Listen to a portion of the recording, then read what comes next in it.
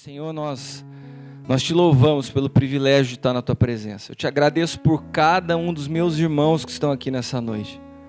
O Senhor sabe o prazer, a alegria que eu tenho de estar junto com eles, a minha família, Senhor.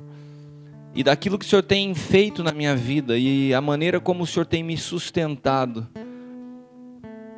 Eu sei que isso tem um objetivo, que aquilo que aprendemos nós podemos também ensinar. E eu peço, Pai amado, que eu não atrapalhe o fluir da Tua palavra. Eu não atrapalhe aquilo que o Senhor necessita construir hoje na vida de cada um deles. Eu sei que muitos dos meus amigos e irmãos que estão aqui hoje estão vivendo dias difíceis. Dias onde parece que a fé não funciona, parece que o Senhor está distante.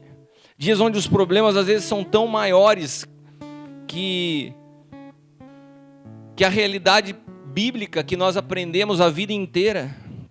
Quantas pessoas pensando em desistir, quantas pessoas se questionando e perguntando onde está o erro, se está em mim, se está na igreja que eu frequento. E eu sei que hoje é uma noite importante, Pai amado, para esses homens. Aqueles que são seus sacerdotes, aquele que tem suas esposas, seus filhos, muitas vezes esperando do Pai uma resposta. E muitas vezes nós não temos essas respostas. Mas nessa noite o Senhor tem as respostas. E que nós possamos sair daqui, Pai, respaldados nessa confiança. Seguros, Pai, com as nossas raízes alicerçadas no fundamento correto, Pai. Por isso eu quebro agora toda resistência, toda oposição, todo conhecimento humano. Em nome de Jesus, levamos cativo todo espírito ao Teu senhorio. E declaramos liberdade para o Teu fluir nessa noite, neste lugar, Senhor. Em nome de Jesus. Amém. Meus irmãos, nós temos tido esse culto mensal. Aqueles que já estão acompanhando há algum tempo sabem que esse ano todos esses cultos somados, eles vão se transformar num livro. Então, cada palavra já está sendo compilada. O Giovanni tem feito esse trabalho. E até o final do ano, essas nossas reuniões vão se transformar num livro que nós estaremos publicando com as diversas ministrações que nós tivemos ao decorrer do ano.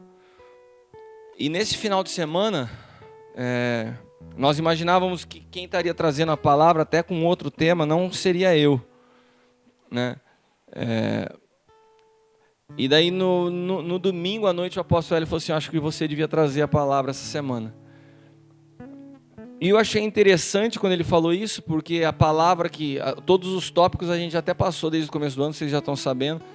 E a próxima palavra que eu ia ministrar, que era mais para frente, é essa: fé para superar obstáculos. E de domingo para segunda e de segunda para terça, Deus me levou a uma experiência tão interessante. Foi como se Ele me explicasse o que aconteceu na minha vida nos últimos anos. Porque eu tenho visto muita coisa acontecer, mas ainda não tinha como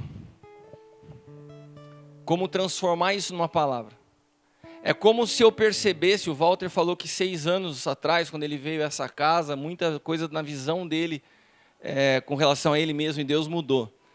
Eu tenho 20 anos de conversão, eu tenho quase 10 anos, tenho mais de 10 anos de ministério, mas eu confesso que nos últimos 2 anos eu passei por um processo de desconstrução de muitas coisas. Eu tenho um montão de defeitos, mas uma qualidade que eu acredito que eu possuo nesse período todo foi a perseverança. Eu nunca oscilei na minha fé. O problema não é a oscilação na fé. O problema é o que é fé. O problema não é oscilar na fé. O problema é o seguinte: qual é a tua fé? Aonde a tua fé está fundamentada? Porque de fato eu sempre tive fé, mas o que aconteceu nesses últimos 2 anos que parecia muitas vezes que a minha fé não funcionava, que o meu coração disparava, que o desespero batia, que a ansiedade me tomava, que o medo, que o temor me consumiam em alguns momentos. E naqueles momentos eu falei assim: caramba, mas e a minha fé?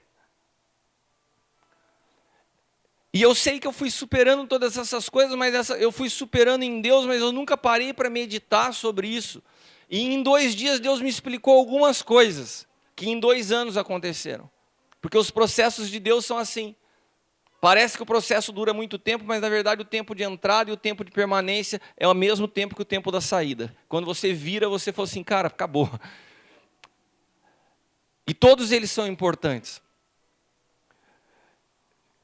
E uma das coisas que eu queria começar te levando a entender é que um dos maiores opositores, uma das maiores dificuldades que nós temos para aquilo que Deus quer construir em nós é a nossa imaginação, a nossa ideia ou aquilo que a gente acha que a gente conhece a respeito de Deus. Isso é o maior perigo e a maior dificuldade, é o maior obstáculo. Quando você vê alguém falando e fala assim, eu já sei o que ele está falando, eu já conheço essa palavra, esse versículo eu sei de cor.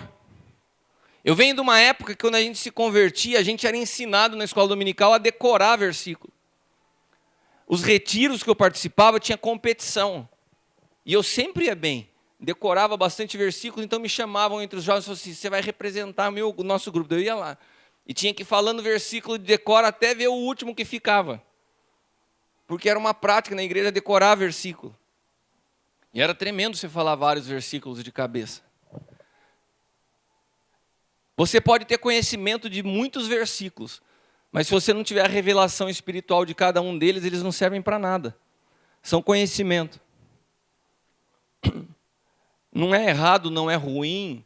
Acredito que seja até bom você fazer um seminário, mas um seminário sem a revelação de Cristo é conhecimento. Romanos capítulo 10, versículos 2 e 3 diz assim, lhes dou testemunho de que tem zelo de Deus, mas não com entendimento. Porquanto não conhecendo a justiça de Deus e procurando estabelecer a sua própria justiça, não se sujeitaram à justiça de Deus. Aqui Paulo está escrevendo aos fariseus que se achavam detentores e conhecedores da lei, e realmente eram.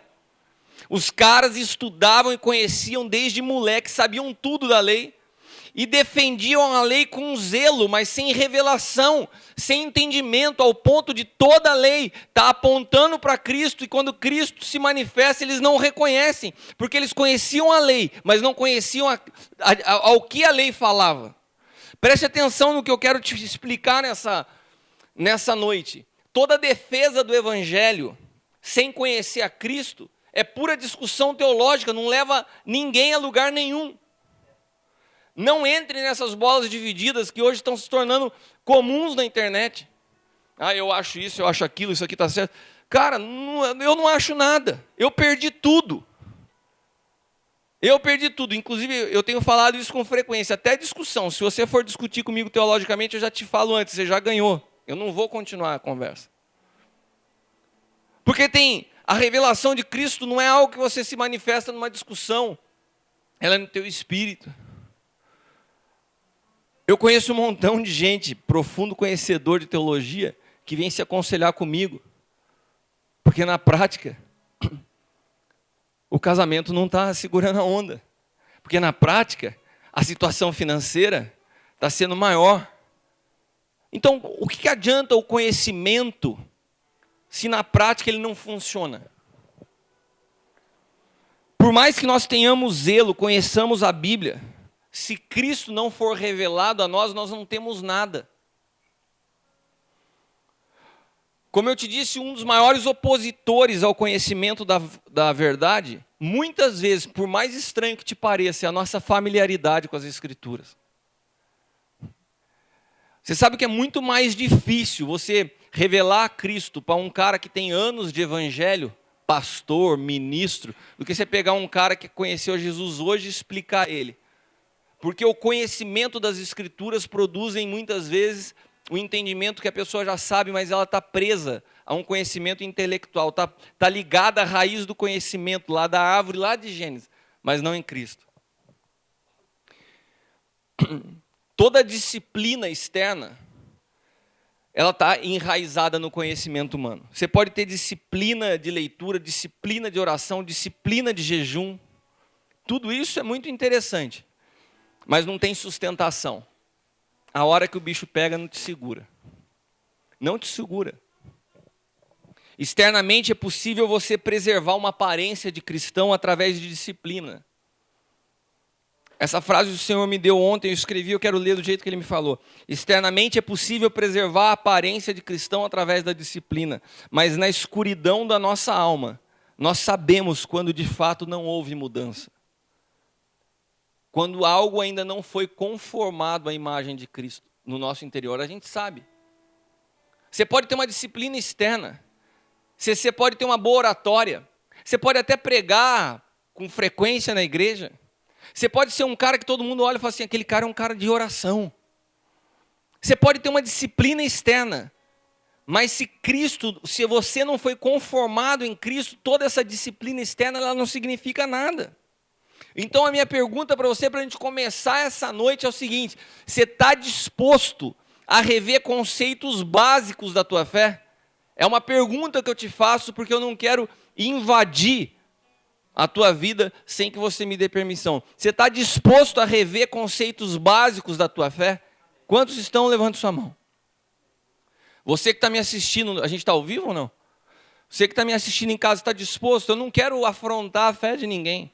É com muito cuidado que eu te pergunto, porque se você não quiser, dá tempo aí de você desligar o computador, você que está aqui. Mas eu estou te convidando a rever alguns conceitos. A primeira pergunta que eu te faço, o que é cristianismo? O que é cristianismo para você? Se você fosse responder o que é o cristianismo, o que você falaria? Se você encontra um árabe, se você encontra um chinês, eu tive a oportunidade de passar por experiências como essa na minha vida, de ir na China, dentro de uma fábrica, eu falar de Jesus para uma menina, ela falou, mas quem que é Jesus? E daí, pela primeira vez na minha vida, eu me vi tendo que explicar quem era Jesus. Se você passasse por isso, quem você falaria que era Jesus? Você começaria com um discurso teológico? É um poderoso soberano. O homem, o filho de Deus vivo. Você ia falar desse jeito? Qual a revelação de Cristo que você tem? Não é simplesmente falar a cruz. Não, eu quero que você pense com você aí, não precisa me responder. Pensa com você. Outra pergunta, o que Jesus veio fazer aqui? Eu estou falando coisa básica, rasa do cristianismo. O que Jesus veio fazer nessa terra? Você sabe responder isso? Água viva. Aleluia. O cara é muito espiritual, hein? O que Jesus veio fazer aqui? Foi o Espírito Santo que derramou a garrafa, né? Para te dar uma dica, né? O que Ele espera de mim e de você? Cara, essas perguntas que eu estou te fazendo, na hora que as coisas apertam, quantos aqui já passaram por conflitos existenciais? Quantos aqui já passaram por questionamentos assim, caramba, o que está acontecendo com a minha vida? E aí? Então eu te pergunto, se você passou por isso, fatalmente você não tem resposta para essas perguntas. Porque quando você tem fundamento concreto, você sabe, isso aqui não é essas incertezas da vida não batem à tua porta. O que Ele espera de mim e de você? Cara, eu tenho aconselhado pastores quase todo dia. Quando um pastor acha que o sucesso da vida dele está no crescimento de uma igreja e a igreja não cresce, o cara se sente um maior fracasso. Agora, deixa eu te fazer uma pergunta. Será que o que Jesus espera da gente é uma igreja com muitos membros? É essa a expectativa de Jesus? Eu estou te fazendo algumas perguntas para que você possa refletir como está o teu cristianismo. Sabe por quê? Porque nós espiritualizamos a nossa imaginação. E nós começamos a criar ideias. Cara, isso é muito forte. Eu estou tentando passar para você e eu queria que você recebesse algo no teu espírito e você deveria ter o hábito de anotar algumas coisas. Porque mais para frente eu vou te contar de uma experiência que eu tive com Deus ontem à noite. Eu achei notas minhas de palavras que eu ouvi em 2012. E quando eu ouvi essas notas, eu falei assim, meu Deus do céu, 2012. É tudo que Deus tem gerado no meu espírito hoje. Por que eu não entendia isso em 2012? E Deus me respondeu de uma forma tão especial, como Ele não vinha respondendo algumas perguntas minhas há muito tempo. Vai ver que foi a primeira pergunta boa que eu fiz para Ele. Mas a verdade que eu queria te falar é o seguinte: a gente espiritualiza na nossa imaginação algumas ideias que a gente tem do que é Deus, do que é a igreja. Nossos fundamentos estão tão equivocados que a gente vai espiritualizando. E a gente começa a adorar nossas ideias. Quando você se torna um adorador da sua ideia, você acabou de criar um ídolo, meu irmão. O que é um ídolo? Senão o fruto da imaginação de um homem, através do qual ele acha que está agradando a Deus. O que era o bezerro de ouro? Qual é o bezerro de ouro dos dias atuais? Quando nós achamos que o projeto de Deus para o homem são as grandes igrejas com grandes pessoas, nós acabamos de criar um ídolo. Se Deus arranca a igreja, o cara não tem mais vida com Deus. E quando eu falo igreja, é prédio. A gente imagina, espiritualiza conceitos e começamos a adorar esses conceitos. É isso. Se tornou teu ídolo. Assim nasce o ídolo, a concepção visível de uma ideia que adoramos. Nasceu um ídolo. Todo esforço, todo ensino, toda disciplina, jamais, preste atenção, todo o teu esforço, toda a tua disciplina, todo o ensino jamais te tornarão mais parecido com Cristo. Se você achar que é na base da tua força, do teu esforço, a cruz não teria mérito algum. Por que Jesus disse a Nicodemos que era necessário nascer de novo? Porque a vida em Cristo não significa que é uma versão melhorada da tua vida. A vida em Cristo significa que tem que matar uma natureza para que possa surgir uma nova natureza totalmente diferente da tua realidade atual. Porque o melhor de você jamais chega perto da tua realidade em Cristo. Quando você chegar no melhor momento da tua vida, espiritualmente falando, na força do teu braço, você ainda está distante de Cristo.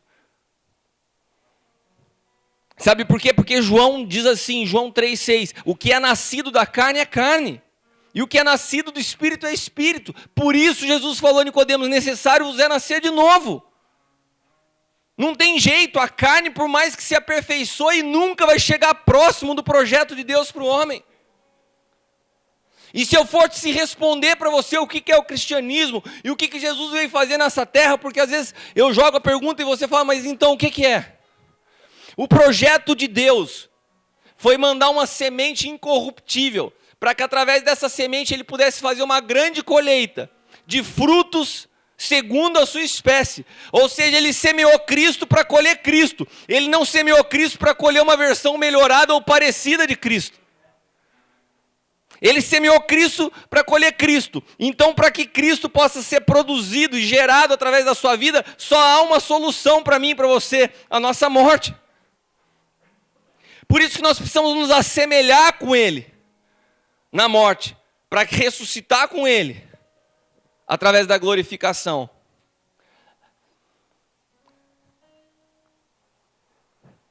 E foi aí que algumas coisas começaram a ser geradas no meu espírito. João 15,4 diz assim, a gente vai chegar na fé, meu irmão, e a gente vai chegar numa parte prática ainda essa noite, de como todos esses fundamentos vão te ajudar a superar as dificuldades, amém? Eu não tenho nenhum interesse, nenhuma pretensão de ficar aqui achando que conheço mais. Muitos de vocês poderiam vir aqui falar melhor que eu. Eu só quero poder compartilhar com vocês uma experiência de vida. Amém? Quero que vocês recebam essa noite nessa perspectiva. Eu estou compartilhando com vocês a minha vida. Aquilo que tem me sustentado nos dias mais difíceis da minha vida. João 15,4 diz assim, permaneçam em mim e eu permanecerei em vós.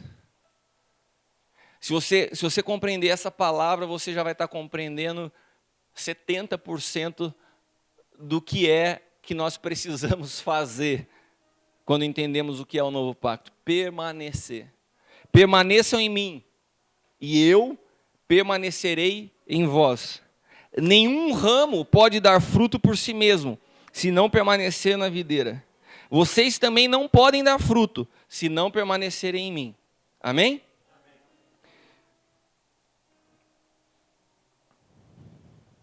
Se alguns ramos foram cortados, e você, sendo oliveira brava, foi enxertado entre os outros, e agora participa da seiva que vem da raiz da oliveira, não se glorie contra esses ramos. Se o fizer, saiba que não é você quem sustenta a raiz, mas a raiz a você. Então você dirá, eu não falei, né? Romanos 11, se alguém está acompanhando aí, Romanos 11, 17 ao 20. Eu vou ler de novo, desculpem, eu não falei o versículo. Romanos 11, do 17 ao 20. Preste atenção nisso aqui. Primeiro, em João, nós vimos a importância de permanecer como os ramos ligados à videira, amém? Vocês sabem que a videira é Cristo e os ramos somos nós. Beleza até aí? Aqui Paulo está escrevendo aos romanos.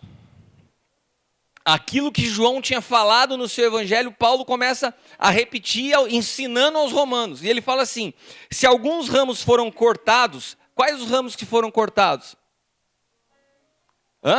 Israel. E você, sendo oliveira brava, quem é oliveira brava? Os gentios. Foram enxertados. E agora participa da seiva. Qual é a seiva? É a vida Zoe, que vem de Cristo.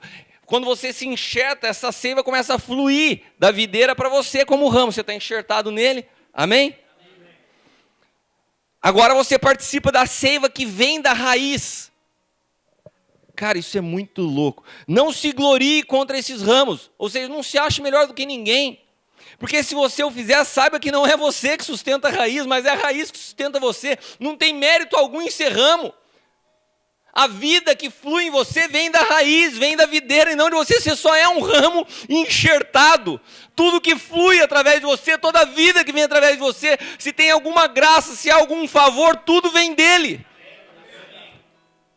Então você dirá, os ramos foram cortados para que eu fosse enxertado. Está certo. Eles, porém, foram cortados devido à incredulidade. E você permanece pela fé. Não se orgulhe, mas tema. Cara, se você... Meu Deus do céu, eu quero pedir, Senhor, me dá graça para conseguir pôr todo esse turbilhão que está dentro de mim, em nome de Jesus. Ontem eu estava estudando as minhas anotações, como eu falei para vocês.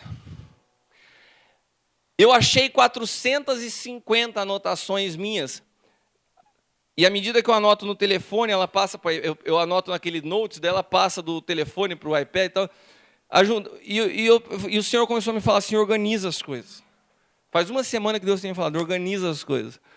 E eu comecei a separar tudo que era palavra profética, criei uma pasta, palavra profética. E fui pondo. Fiquei até às 11 horas da noite fazendo isso.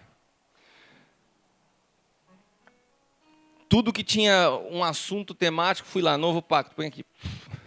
E de repente eu encontro, agosto de 2012, algumas anotações de uma conferência que eu tinha ido em Córdoba, do Lucas Marques.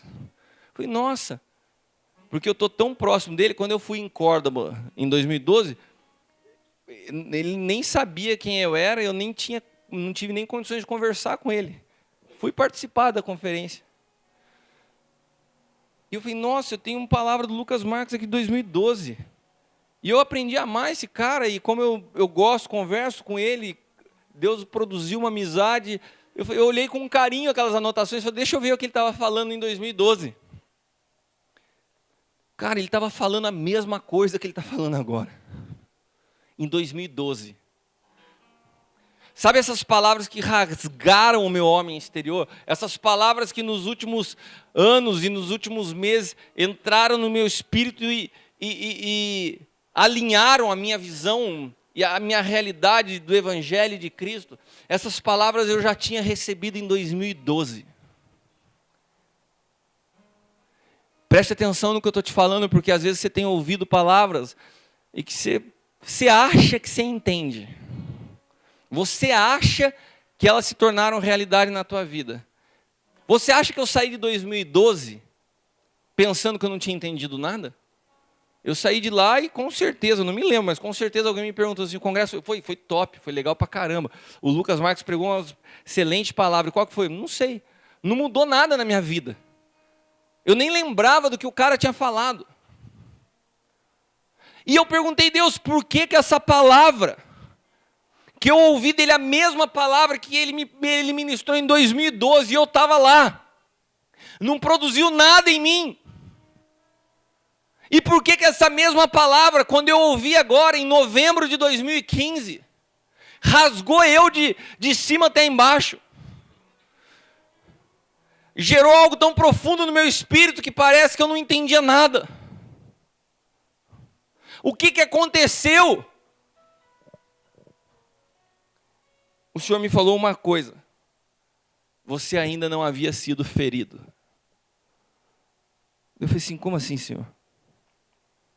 Ele falou assim, você ainda não havia sido ferido. O conhecimento da verdade, repita comigo, a verdade é Cristo. O conhecimento da verdade, ele sempre, repita comigo, sempre. O conhecimento da verdade sempre vai operar da mesma forma. Ele desconstrói antes de construir. Ele destrói antes de edificar.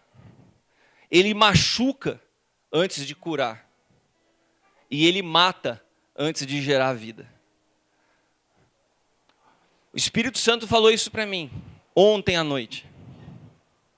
Eu estava deitado na minha cama para vocês, só para a gente não espiritualizar, achar que um anjo desceu do céu. Eu estava deitado na minha cama, quando deu 8 horas da noite, a Leila deitou do meu lado, a gente começou a conversar, e eu lendo, ela lendo. E a Leila é uma bênção quando eu estou lendo, porque ela vai lendo, ela se empolga, e ela quer compartilhar comigo o que ela está lendo. Eu falo, amor, eu estou tão... Deus falando comigo, eu mergulhado lá. Olha que Paulo está falando aqui em Atos. Eu falei, amor, eu estou em outro lado, não deixa eu aqui. Daí quando deu 9 horas, ela dormiu. Quando ela dormiu do meu lado, daí o negócio começou a fluir. E eu deitado na cama. Eu não estava em jejum, meus irmãos. Eu não estava orando 10 dias. Eu não estava na ilha de Patmos, isolado. Eu estava na minha cama com a minha esposa do lado, só lendo algumas anotações. E o Espírito, de uma maneira simples, como ele é, falou assim... Eu falei, Senhor, mas como que eu ouvi essa palavra? Se o Senhor me tivesse falado isso em 2012, ele falou, eu falei. A mesma coisa, é a mesma palavra, que 2000 anos atrás já foi liberada. Eu falei, mas por que só agora eu entendi? Porque você ainda não havia sido ferido. Eu falei, mas o que eu não havia sido ferido?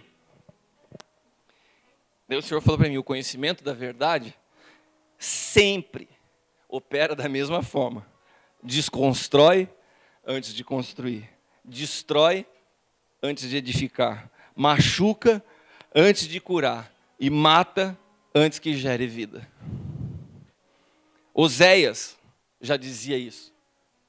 Oséias capítulo 6, versículo 1 e 2 diz assim, venham, voltemos para o Senhor. Foi Ele quem nos despedaçou, mas Ele nos curará. Ele nos feriu e Ele nos sarará. Depois de 2 dias nos dará vida novamente. Ao 3º dia nos restaurará, para que vivamos em sua presença. O que eu estou falando não é só uma revelação, pessoal. Eu estou falando que a Bíblia se torna viva. Você fala, Deus fala, e você vê exatamente o fundamento da palavra. O que tudo isso tem a ver com fé, meu irmão? O grande fundamento da fé está estabelecido no propósito e não na provisão. A videira, quando a gente fala de ramo enxertado, quem trabalha com a agricultura sabe do que eu estou falando. Para você fazer um enxerto de um ramo, você tem que ferir a videira. Depois que você fez um talo na videira, daí você tem que fazer um talo no ramo. Daí depois você faz o talo no ramo, você liga os dois e amarra. E vai um tempo para dar a pega. E quando dá a pega, daí aquela mesma seiva da videira começa a chegar no ramo. Agora, se você pegar um ramo que não está ferido, ele não entra. O Senhor me falou assim, a videira já está ferida, já está rasgada, moída. Porque nós não podemos olhar a cruz numa perspectiva de tempo e espaço, que já foi, não. O tempo para Deus, ele é algo permanente, a eternidade é algo que você passeia do passado, do presente para o futuro ao mesmo tempo. Então a cruz, ela é tão presente, real hoje, quando foi 2000 anos atrás. E na cruz hoje, Cristo está hoje, sangrando, rasgado, aberto, esperando um ramo para ser enxertado nele. Mas esse ramo também tem que estar ferido e rasgado. Sabe, quando o nosso conhecimento nos fecha, é como se ele nos cicatrizasse. Eu já sei isso. Essa palavra que ele está falando, eu conheço. Videira, ramo, putz, acho que eu vou embora, cara. Ô, valeu aí, hoje tem Masterchef. Vou para casa lá assistir. Quantos sabem do que eu estou falando? Quando o Senhor falou para mim assim, em 2012, você não estava ferido. A mesma palavra que entrou como seiva e fluiu dentro de mim, em 2012 parou aqui, ó. Ah, eu sei que esse cara está falando, pô, que palavra boa. Legal essa palavra. Parou aqui. Essa mesma palavra transformou minha vida. Sabe, por isso que quando eu falo de novo pacto, eu tenho total consciência que precisa de uma virada na chave para cair a ficha. Tem um montão de gente que está ouvindo isso na igreja e ainda não entendeu. Ainda não entendeu porque ainda não foi ferido. E eu quero deixar bem claro uma coisa. Esse ser ferido não se tratam de problemas externos. Você não tem que passar por uma sequência de problemas. Ah, agora eu estou ferido. Não! Esse ferimento é uma decisão pessoal de reconhecer o seu estado de miséria. Pode ser no auge da sua vitória ou pode ser no buraco do abismo da tua luta. Não tem nada a ver com condição externa. Esse ferimento é em você. É no teu homem interior. É você se rasgar para receber a verdade. E o que trava esse conhecimento da verdade é o nosso intelecto. É quando a gente acha que sabe. É quando a gente pensa que conhece. É quando, e muitas vezes está ligado ao sucesso, porque quando as coisas estão indo bem, você acha que sabe tudo. Quando a igreja está bombando, estou falando para quem é pastor.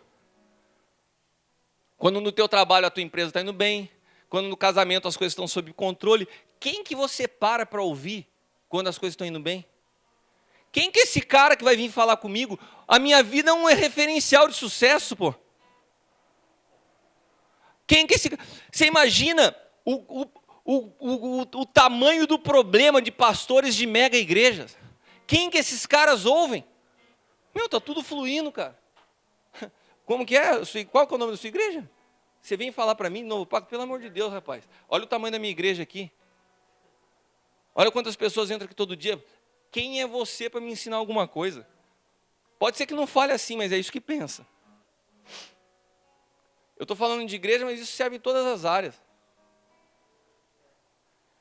Teve uma vez que um pastor que eu tenho cuidado dele, um filho espiritual que eu amo muito, um filho dele, um membro da sua igreja, veio pedir para se aconselhar comigo porque achou que o seu pastor não estava apto a aconselhá-lo. Porque o seu pastor não tinha o nível de conhecimento intelectual e a formação universitária que ele possuía.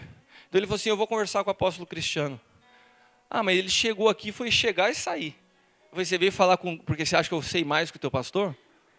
Foi, meu amigo, o dia que você não entender que no reino de Deus não é conhecimento, é espírito, e o teu pastor é um homem de Deus, e ele está totalmente apto a te aconselhar. Eu não tenho coragem nem de começar a te ouvir. Você pode voltar para lá e ouvir ele. Se você não ouvir ele, você não vai ouvir mais ninguém na sua vida. E vai morrer ainda, espiritualmente. Porque se acha nessa soberba de que tem que conversar com alguém de um nível. E quantas pessoas estão morrendo hoje por causa disso? Soberba e orgulho. E vou te falar uma coisa, nesse aspecto os homens são muito piores que as mulheres. Ô raça orgulhosa que a gente é. Né? Que nem quando a gente está dirigindo. Né? Você sabe que você está errado, você sabe que você está perdido, a sua esposa fala assim, bem, você não acha que não é melhor parar para perguntar? Não, eu sei muito bem onde eu estou indo. E você está perdido. Né? Quantos já fizeram isso?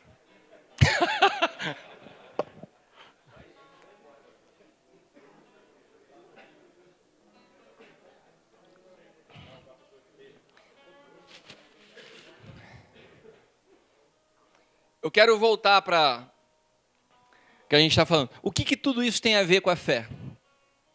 O grande fundamento da fé, preste atenção, o grande fundamento da fé está estabelecido no propósito e não na provisão. Eu vou repetir. O fundamento da fé está no propósito e não na provisão. Se você pensa em fé, e você fala assim, eu creio que Deus vai prover o alimento amanhã para minha casa, eu creio que não vão faltar recursos nos dias de dificuldade, eu creio que as portas de trabalho vão se abrir, todo o teu referencial de fé está em provisão. E daí sabe o que acontece? Quando o teu referencial de fé está em provisão e está errado, e está equivocado, a hora que as coisas não acontecem de acordo com a tua imaginação espiritualizada, você acha que Deus falhou. E daí a tua fé não funcionou. Por isso que a gente sente que muitas vezes a nossa fé não funciona na prática.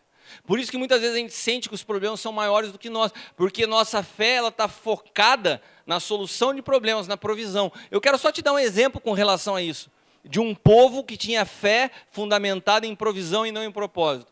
O povo de Israel no Egito. Eles não tinham entendimento nenhum de propósito.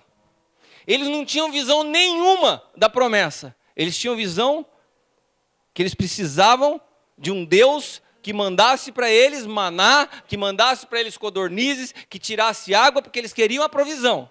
Todos eles morreram de barriga cheia no deserto. Eles tinham a fé para a provisão, mas não tinham a fé por um propósito. Quando você tem a fé para a provisão, você morre. Sem entender o propósito. Os únicos dois capazes de enxergar o propósito saíram de uma visão de provisão para um propósito, alcançaram a promessa que foi Josué e Caleb. Porque eles tiveram a visão e a fé focada no propósito e não na provisão. Aonde você tem focado a tua visão todos os dias? Na solução dos teus problemas pessoais? A minha esposa não muda. O meu trabalho não vira. As portas não se abrem. Cara, se você não entender que a tua fé, ela tem que sair do nível de provisão para um nível de propósito, você entender o que Deus tem para a tua vida. Você entender aonde Deus está te levando. Você entender quando a palavra diz que todas as coisas cooperam para o bem daqueles que amam a Deus e vivem segundo o seu propósito. Essa palavra propósito é uma chave. E o propósito é mais do que você entender qual é o teu projeto de vida pessoal. Não, é o propósito divino que foi gerado por Deus desde antes da eternidade passada.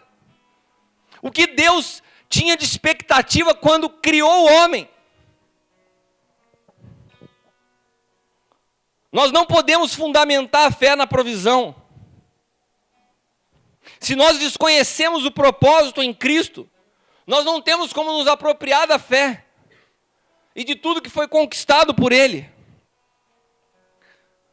Sabe, meus irmãos, você precisa entender que a Bíblia, ela é um livro, ela não é Deus. Tem gente que estuda, conhece tudo de Bíblia, mas não conhece o que a Bíblia está mostrando. A Bíblia é só uma janela, para que você olhe através da janela e veja Cristo. Se você não consegue, se você para na janela, cara, que janela maravilhosa. Olha, essa janela é tremenda. Eu conheço tudo da janela, mas o que essa janela está mostrando? Não sei. Se você não vê Cristo através dessa janela, não serve. Não serve.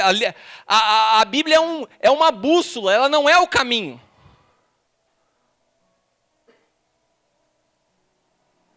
Vou repetir, a Bíblia é uma bússola, o caminho é Jesus. A Bíblia é uma janela que aponta para Jesus. Todo antigo. Hoje eu estava falando para o meu irmão é arquiteto. Ele falou assim, então o que você me explica do Antigo Testamento? Eu falei para ele, vou falar na sua linguagem. O Antigo Testamento foi Deus preparando toda a pasta de projetos antes de começar uma obra. Quem mexe com obra sabe que você tem que, antes de começar a obra, fazer a pasta de projetos. Então você faz o projeto de arquitetura, projeto de elétrica, projeto de fundação, projeto de hidráulica. Você tem todos os projetos. O Antigo Testamento é Deus preparando todos esses projetos. Ele vai montando os projetos. Todos esses projetos dizem respeito a uma única obra, a uma única construção, a uma única edificação, que é Cristo. Chega no Novo Testamento, essa obra está pronta, consumada, está revelada. E tem gente que está lá estudando o projeto. O projeto era para construir isso aqui, está pronto. Não, mas eu gosto de estudar aqui as histórias. Cara, eu estou falando para você jogar fora? Não estou falando para você jogar fora o Antigo Testamento. Eu tenho prédios que estão prontos, que às vezes você entra dentro do prédio e fala, cara, que cômodo que é isso que a gente está? Vamos lá olhar no projeto só para ver onde que a gente está? Que tubulação é essa aqui? Dá uma olhada. Então você pode olhar o Antigo Testamento sempre na perspectiva de descobrir mais a Cristo. Se você conseguir ver a Cristo em toda a Bíblia, você está usando a Bíblia como uma bússola perfeita, que aponta para você o único caminho, que é Cristo. A verdade e a vida. Fora disso, conhecimento, enchimento, vaidade, diploma em santidade, diploma em não sei o que lá, e Cristo não tem nada. Nós precisamos permitir ser feridos para que possamos estar enxertados nele. E daí não é conhecimento humano, não é estudo, não é teologia, é simplesmente deixar a seiva fluir sobre a sua vida. É simplesmente deixar fluir. Toda verdade, toda revelação vem dele, não tem esforço humano. Por isso que não tem mérito nenhum, não tem nem maior nem menor, tudo vem dele. Aquilo que flui em mim está disponível para fluir em você da mesma maneira.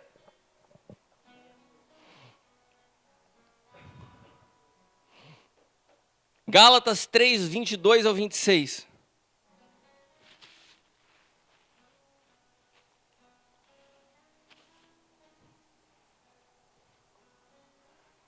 A Escritura encerrou tudo debaixo do pecado, a fim de que... Eu vou esperar vocês abrirem. Gálatas 3, do 22 ao 26.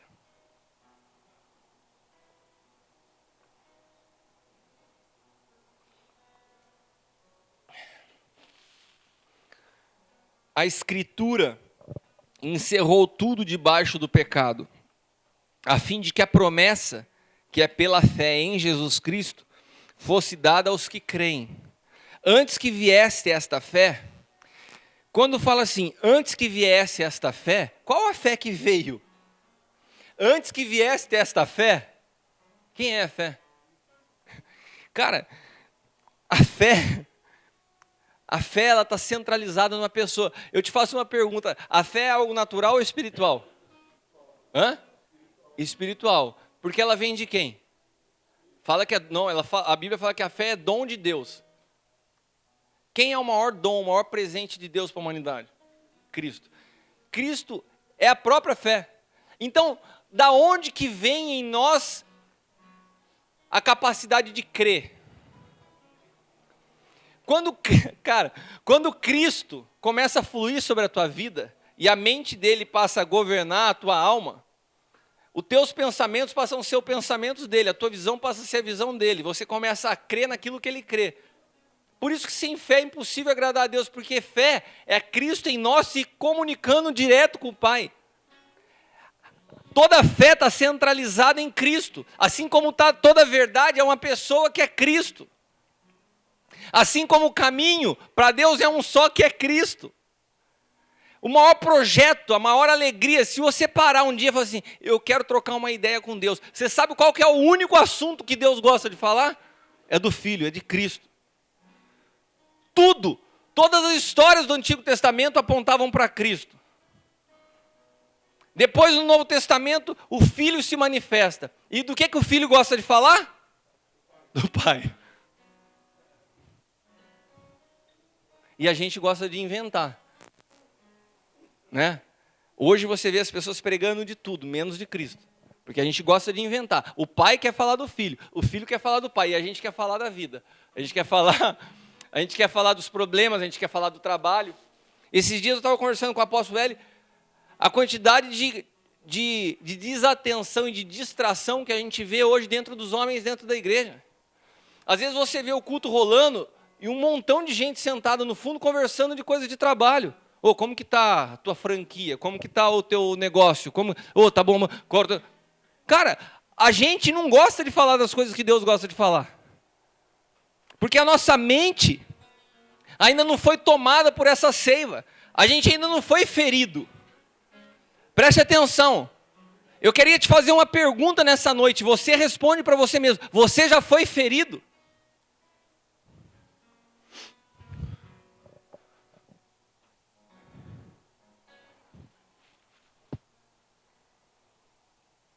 O grande propósito de Deus, na minha e na sua vida, é gerar a Cristo.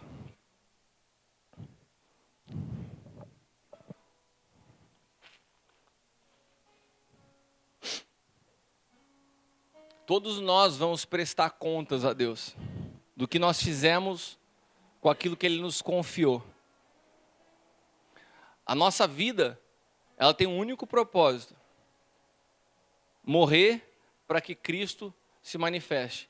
E que através de nós podemos ser uma semente que multiplica 30, 60, 100 por um. Nós, como semente. O maior objetivo de Deus na nossa vida é que Ele multiplique a outros a imagem de Cristo. E para isso não basta nascer de novo. E para isso não basta você levar a pessoa a levantar a sua mão e aceitou Jesus. Você tem que levar essa pessoa a um amadurecimento, até atingir a estatura de Cristo. Daí nós cumprimos o nosso papel como igreja. Nós não podemos ser uma igreja de bebês espirituais. Sabe, a igreja durante muito tempo teve uma visão tão equivocada do evangelho que ela se transformou numa maternidade. Mas uma maternidade que não dava crescimento. Um montão de bebê morrendo.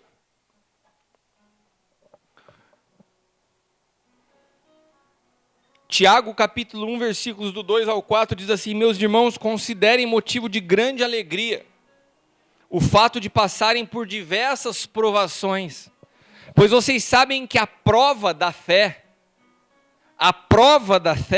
produz perseverança, e é a perseverança que tem que ter ação completa, a fim de que vocês sejam maduros e íntegros, sem lhe faltar coisa alguma. Então preste atenção que está tudo interligado. Você leva a pessoa a conhecer Jesus. Amém? Ela abre o seu coração, o Espírito Santo passa a habitar nela, ela nasceu de novo no Espírito. Daí, como igreja, começa o trabalho, não terminou aí. O grande problema nosso é que a gente acha que o evangelismo morre aqui. Não, aí começa o trabalho. Agora você tem que levar essa pessoa a passar pelas provações da vida, a perseverar na fé em Cristo. Agora, se ela tem uma fé em resultado, se ela tem uma fé em provisão, ela para nessa etapa das provações da vida. Mas são as provações que produzem a perseverança, e a perseverança que produz o amadurecimento, e o amadurecimento que te leva à estatura de Cristo. Ou seja, se você está passando por provações, você tem uma única alternativa: perseverar. Em meio à perseverança, quando você menos perceber, você amadureceu. E quando você amadurecer no meio da pancada, Cristo foi gerado. E daí a obra de Deus se cumpriu sobre a tua vida. Agora, a nossa fé, para suportar essas provações, tem que estar lá, no propósito, e não na provisão. Porque se ela estiver na provisão, a gente para no meio do caminho. A gente para quando a gente não entende por que isso está acontecendo na minha vida. A gente para quando a gente vê o ímpio prosperando. A gente para quando você vê a sua vida caminhando em retidão e integridade, você sendo injustiçado e defamado. A gente para, porque parece uma incoerência, parece que o mundo é uma injustiça. Porque o nosso foco está na provisão e não no propósito. Mas Tiago fala assim: considerem motivo de alegria passarem por diversas provações. Por que Tiago fala isso? Ele era louco? Ele era masoquista? Ai, que legal passar por mais uma provação. Não, ele tinha uma fé focada e fundamentada em propósito. Ele sabia que era uma oportunidade dele, para ele, dada a ele por Deus, de amadurecer e manifestar a Cristo. E se esse é o objetivo da vida, então eu estou no lugar certo. Eu estou no momento certo, eu estou vivendo a situação exata. Então eu quero te perguntar mais uma vez, o que você busca no cristianismo? Você está buscando uma religião que produza um conforto? Você está procurando uma religião que apazigue os conflitos da tua alma? Você está procurando uma solução para os teus problemas? Ou você descobriu a maior verdade do universo que se chama Jesus Cristo de Nazaré? E por esse homem, o Filho de Deus, você está disposto a perder a sua vida para que Ele possa viver no teu lugar, através de você. Isso é cristianismo.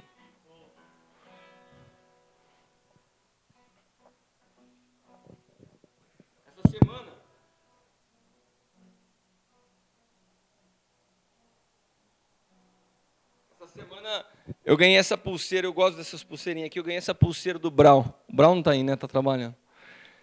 E essa pulseira foi feita por um grupo de apoio aos caras que foram mártires, que foram decapitados lá pelo Estado Islâmico, pelo rei. Todos esses caras, antes de morrer, eles eram marcados com a letra N, que em árabe parece uma ferradurazinha com um pontinho. Esses caras eram marcados com essa letra N, porque falavam assim, vocês são nazarenos, e nós vamos te marcar. E eles recebiam essa marca antes de morrer. Então eles estão levantando uma campanha, falando assim, eles não vão sofrer calados, não vão sofrer sozinhos, estão fazendo uma campanha em prol das famílias desses caras e tudo mais, que foram marcados. Então, no meio de um evangelho de tanta baboseira, no meio de dias onde a gente tira Cristo. E vou te falar uma coisa, meu irmão, com todo o temor, e não quero criticar o corpo de Cristo da qual eu faço parte. E tenho um profundo respeito e amor pelos meus irmãos. Mas existem várias igrejas que, se você tirar Cristo da Bíblia, não faz a menor diferença na liturgia dos cultos. Existem diversas pessoas que, se você tirar Cristo do contexto, elas passam todos os seus dias da mesma forma. Não foram feridas. O seu homem exterior continua intacto. E é por isso que o homem interior não pode se manifestar. O seu homem exterior não foi rasgado. E é por isso que a Bíblia fala que nós temos que nos assemelhar a ele na sua morte. Rasgar o homem exterior. É muita preocupação com a reputação, é muita preocupação com a provisão, é muita preocupação com as bênçãos e pouca preocupação com o propósito. O que Deus quer produzir na minha vida? Sabe, eu estou te falando hoje uma chave poderosa que pode ser que você não entenda hoje. Pode ser que um dia, quando você buscar suas notas, daqui a 10 anos, você fale assim, caramba, 10 anos atrás eu me lembro de um culto dos homens, que o Cristiano estava falando, hoje eu entendi. Como aconteceu comigo. Mas creia que o que eu estou te falando é a maior verdade que existe na face da terra. Não tem como fugir disso. A realidade é uma só. Nós todos temos que ser feridos para ser enxertados na videira. E quando ela começa a fluir sobre nós, a vida de Cristo em nós, não faz mais nenhum sentido essa nossa vidinha medíocre, focada no eu, na solução dos meus problemas, naquilo que eu acho, naquilo que eu quero, eu tenho que ganhar a discussão, eu tenho que ter a última palavra, se eu estivesse à frente da igreja eu faria desse jeito, não faria como pastor, eu acho, eu penso, eu quero, gasta 90% do nosso tempo de existência no trabalho. Quantos de nós não fazemos isso? 90% da nossa vida é gasta no trabalho. E daí o que sobra? Vamos fazer a obra... Não, mas eu dou minha oferta. Não, mas vamos fazer a obra de Deus. Eu só vou te falar uma coisa, meu irmão. Essa vida é uma só, viu? Nós, no cristianismo, nós não cremos em reencarnação. Você não vai ter uma nova oportunidade de vir e falar, agora, nessa vida eu vou ter mais tempo para o Senhor. Cuidado, meu irmão. Eu estou falando de alguém que já apanhou muito na vida. Eu estou falando de alguém que tem procurado entender as questões da vida. Eu não estou falando da minha experiência pessoal, não. Você está falando isso? Não, pode ser amanhã que eu esteja envolvido também com o meu trabalho. Mas nunca mais na minha vida o trabalho vai ocupar a posição que um dia ele teve. De relevância. Eu posso estar integralmente no trabalho novamente, não tem problema. Eu estou falando que no espírito, nada disso mais me prende. A minha pergunta é, qual que é a base de sustentação da tua vida hoje? Se te arrancam o trabalho, o que sobra? Se te arrancam as bases do que você faz hoje, eu vou falar para você sem errar, olhando para o rosto de algumas pessoas aqui. Não sobra nada. Não há vida com Deus. Não há vida fluindo de Deus sobre a tua vida. Você cai em desespero. O que eu estou querendo te dizer hoje, pode ser que para você hoje isso não faça sentido. Mas pode ser que amanhã você entenda o que eu estou falando. E eu quero ministrar isso ao teu espírito para você entender, meu irmão. Existe um propósito na nossa existência. Sabe, eu não consigo entender. Muitas vezes eu falei isso para o pessoal da equipe de louvor no domingo. Pessoas que estão aqui para adorar a Deus, acaba a adoração, fica lá no fundo batendo papo, não sabe do que está acontecendo dentro do culto. Cara, não é vir à igreja que transforma a tua vida, é o que você faz quando você vem à igreja. Não perde o seu tempo. Se vir para cá é um hobby, é um projeto social, cara, vai procurar outra coisa. Isso aqui não é brincadeira. Você tem que se permitir ser ferido. Abre o teu entendimento, se rasga, se humilha. Fala, Senhor, me moe, eu não tenho outro sentido na vida a não ser estar enxertado no Senhor e deixar a sua vida fluir em mim. Acaba com eu quero, eu penso, eu acho. E fala, eu me rendo. Tem que ser a sua última palavra usando a conjugação na primeira pessoa. Eu me rendo. Porque depois disso você nasce para uma outra realidade de vida, onde você conjuga tudo na terceira pessoa, na primeira pessoa do plural é nós. O reino de Deus é um reino coletivo. Um montão de homem individualista, egoísta, focado nas soluções do seu umbigo. Trabalho, trabalho, trabalho, trabalho. Eu vejo uma igreja que passa por dificuldade financeira, porque a gente tem grana para investir nos nossos projetos pessoais, mas não temos grana muitas vezes para olhar a necessidade do irmão que está do lado da igreja. Não temos a disposição para investir num projeto como o FAP. Porque o FAP precisa ter fé, precisa ter entendimento de propósito. Você pegar uma criança e sustentar essa criança até ela transformar a vida dela, até ela chegar a ser adulta e uma pessoa diferente. Não, eu tenho minha conta para pagar, eu tenho luz, tenho água. É sempre assim, meu irmão. Você está preso, você é um zumbi e não sabe. Não há vida no espírito fluindo em você, porque ainda não foi ferido. E eu não estou falando mais uma vez da perspectiva de alguém melhor que você ou não. Deus me falou ontem, você não recebeu essa palavra porque você não tinha sido ferido. Entrou só no seu intelecto. A minha pergunta é até onde as palavras que você ouve aqui estão parando no teu intelecto? Ou estão se tornando vida em tua vida?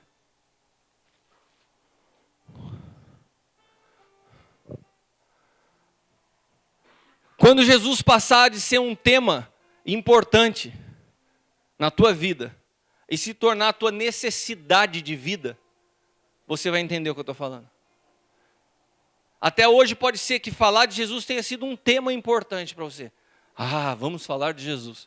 Quando ele deixar de ser um tema importante e se tornar a tua necessidade de vida, você vai entender o que eu estou falando.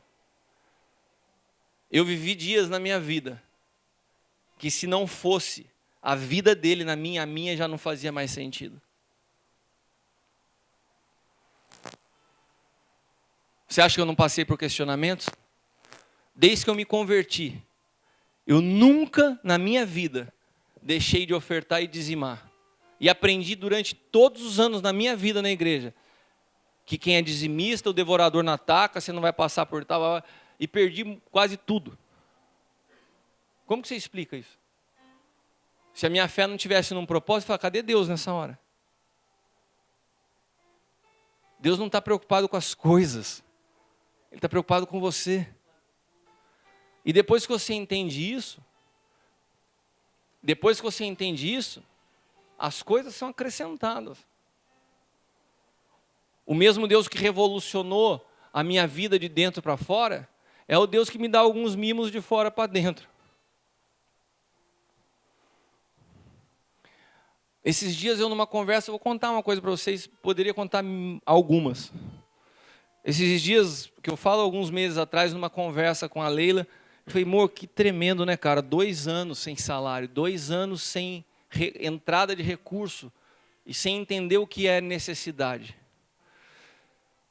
E não tem nada que eu fale assim, eu gostaria de comprar e não posso. Daí eu até brinquei para ela, se tivesse alguma coisa que na verdade eu teria vontade de comprar, era um celular, a memória dele é pequena e eu uso o tempo inteiro para trabalho e o meu celular está muito velho, cara.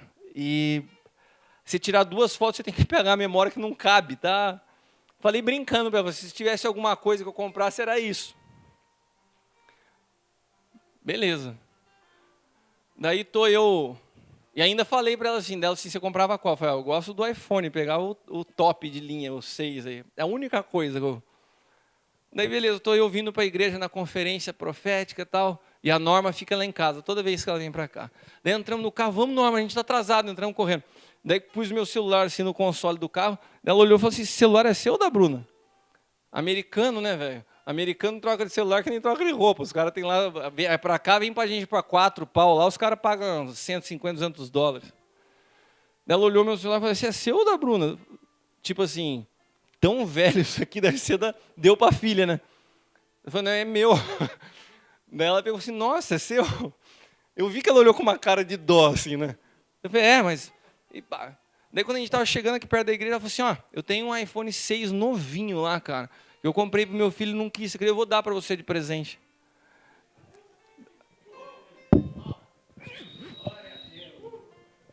Semana passada chegou em casa, mandou lá dos Estados Unidos.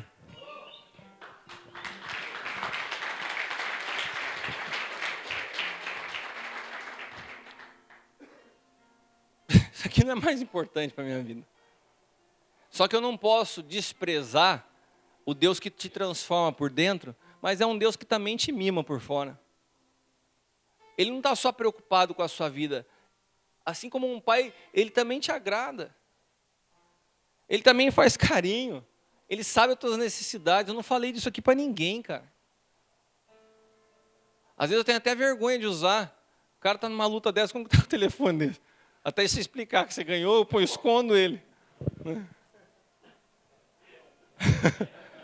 Mas o que eu quero que você entenda, meu irmão, é que para ele te dar as coisas que você precisa, cara, isso aqui não vale nada, velho. Agora levaram anos para eu entender o que eu estou entendendo hoje. Eu tive que ser rasgado, moído, ferido. Se eu pudesse, como um pai nessa casa, falar assim, deixa eu dar um picote no você aí para você poder ser enxertado logo. Eu queria fazer para o teu bem.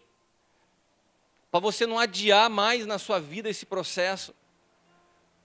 Para você não ficar mais se debatendo numa vida sem entendimento da sua existência. Uma fé sem sustentação que está fundamentada só na provisão. Quando você pergunta a pessoa, você crê? Eu creio que Deus vai me dar, eu creio que Deus vai prover, só na provisão. Não é uma fé fundamentada em propósito, porque não entende o que é propósito, se não entende o que é cristianismo.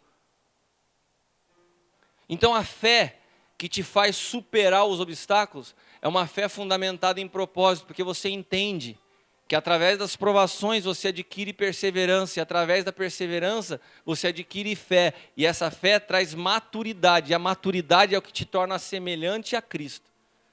E esse amadurecimento, segundo a Bíblia, só acontece dentro de uma atmosfera gerada nos 5 ministérios. Porque isso não é obra de uma pessoa, é uma obra do fluir de Deus, através das figuras proféticas, apostólicas, pastorais, do evangelismo e também dos mestres. Essa unção, quando ela vai nos moldando, porque ao longo desses processos você vai aprendendo, você vai entendendo, você vai rompendo o entendimento. São esses os processos que Deus produz na nossa vida. E quando nós saímos desses processos, a gente sai irreconhecível. Não é um Maurílio melhorado. Nossa, o Roger está mais espiritual. Não é. É totalmente novo. É uma outra natureza. Vamos olhar para você e falar, cara, esses dias eu vejo foto minha antiga, eu não me reconheço. Assim, cara, esse cara, eu vejo, o meu semblante é outro. Eu estou falando quando eu olho espiritualmente, entendeu? Se eu olhar nos olhos, eu falo, cara, não sou eu. Você vai se olhar no espírito daqui a uns anos e falar assim, cara, não era eu. Eu vejo homens lutando com o pecado, sabe? E para mim é uma agonia, uma angústia, quando eu faço um Timóteo num retiro como a gente fez, e todos os homens com quais eu já aconselhei, já cuidei, ainda patinando na pornografia, sabe por quê? Porque não estão enxertados em Cristo. E daí vocês estão tentando lutar contra algo que vocês sabem que incomoda, e vocês sofrem com isso. Porque vocês estão tentando lutar na força do braço. E vai apanhar, viu? Vai apanhar, vai tentar, mas quem é nascido da carne é carne. Não tem jeito. Olha para quem está do teu lado e fala assim, é necessário nascer de novo. A nossa fé tem que produzir em nós uma visão além das circunstâncias, meus irmãos. Para que a gente possa amadurecer e receber vida fluindo da videira. Eu quero orar por você nessa noite. Eu quero orar por você que entendeu essa palavra. Você sabe que Deus falou com você. Você sabe o que você está vivendo no Evangelho. Não é tudo que Deus tem para a tua vida. Você sabe que você está vivendo... você está do lado da videira. Você não está enxertado na videira. Às vezes você encosta nela e fala, que arrepio, que chapação. Você encostou na videira. Tem gente vivendo de encostar na videira. Que delícia de culto. Foi gostoso. Quando você vê o cara falando assim, foi gostoso, foi legal, eu chapei, são experiências, o cara tocou assim. Agora quando a vida flui em você, meu irmão, a vida flui em você. Cara, eu não estou falando para você de uma coisa teórica. Eu tenho passado por processos há quase 3 anos de espera de soluções. E todos os dias, quando eu penso que está chegando, chega a notícia e fala assim, volta tudo a estaca zero. Era para eu estar desesperado. Mas tem vida fluindo dentro de mim que não é minha. Eu me rendi, eu me entreguei. Eu tenho tido paz no meio dessa situação. Eu sei do que eu estou te falando. Eu sei do que é eu perder o medo de tudo. Eu não tenho medo na minha vida. Eu sei que Ele tem o controle, eu sei que Ele tem o governo, eu sei que Ele tem o domínio. Eu sei que Ele está vivo e Ele está vivo fluindo em mim. Eu sei que quando eu falo é Ele que fala e por isso não tem mérito meu. Eu sei que não tem mais orgulho, eu sei que não tem mais vaidade. Eu sei que eu não estou sujeito à sedução das coisas desse mundo porque elas já não perderam valor para mim.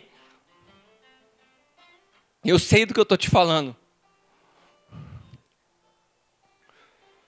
E eu sei que Deus vai levantar um exército de homens nessa geração. Que não lutam mais contra o pecado, porque o pecado já foi vencido. É só permitir essa vida fluir e se acabou essa luta.